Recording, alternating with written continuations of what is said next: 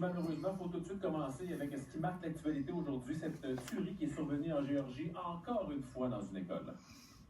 Oui, des scènes tristement familières, un high school de province, des gens réunis dans le stationnement, des enfants, en fait des adolescents qui sont séquestrés dans les classes en attendant que la police sécurise les lieux. Et cette fois-ci, la personne qui a été arrêtée, qui souvent la personne où se suicide ou est tuée par la police, c'est un adolescent de 14 ans. Il y a eu deux élèves qui sont morts et deux professeurs.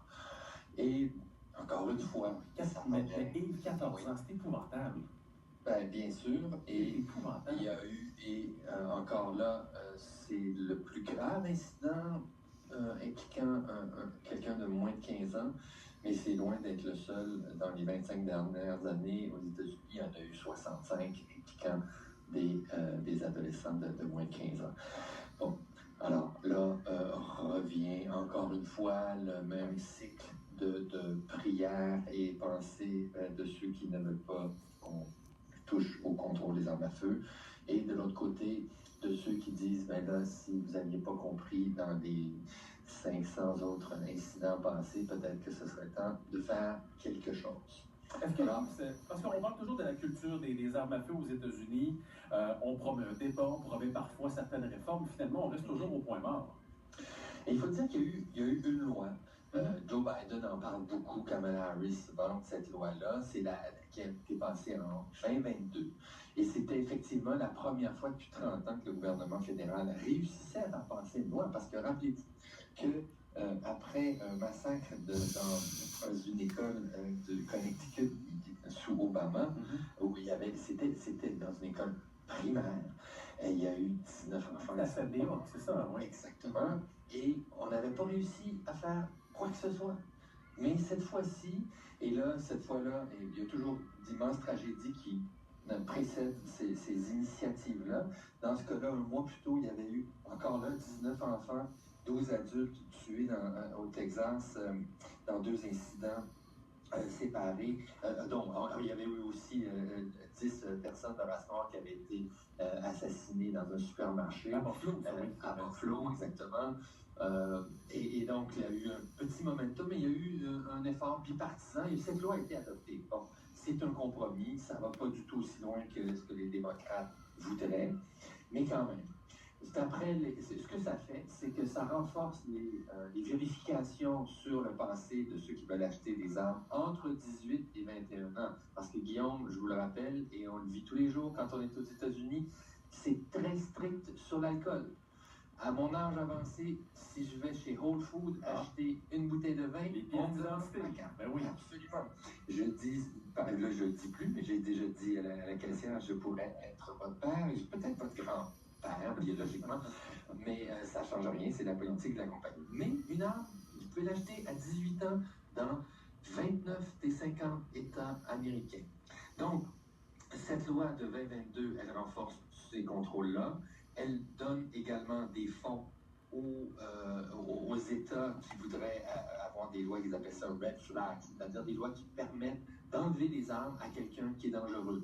Ça étend aussi le nombre de délinquants à qui on peut enlever les armes. Avant, c'était des personnes mariées impliquées dans la violence conjugale, et là, ça peut être des partenaires non mariés. Bon, vous voyez que c'est pas si radical comme changement, mais d'après l'administration Biden, 500 personnes ont été arrêtés en vertu de cette loi-là et on a empêché la vente de 800 armes à feu. C'est déjà ça. Mais c'est peu quand on considère... Considérant la faible population aussi, c'est exactement peu.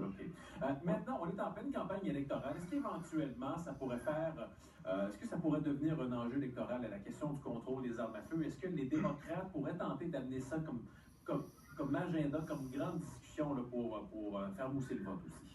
Ben, ils en parlent, et Kamala Harris en en a parlé dans son discours, en parle à chaque occasion possible.